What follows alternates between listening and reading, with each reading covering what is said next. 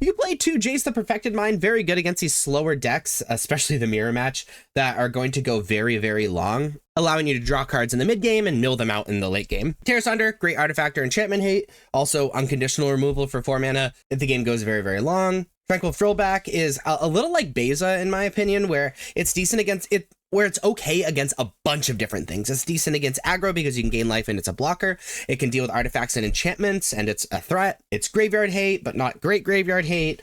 So Tranquil Throwback is a jack of all trades, master of none. You can play Obstinate Baloth 2 through 4. Obstinate Baloth is very good against aggro. However, aggro has ways to deal with it. But the big reason that Obstinate Baloth is coming into the mainstream again is because of Hopeless Nightmare from the bounce decks. So the bounce decks are really, really rough. It's a big reason why Pest Control is becoming popular again. If they go turn 1 Hopeless Nightmare, you just go Obstinate Baloth and stare at them, and it's hilarious. You play up to 2 Nissa Ascended Animus. Nissa Ascended Animus is great against any deck that goes very, very slow. It's a great finisher, but also great artifact and enchantment hate, and it is just an all-around great card against these slower decks.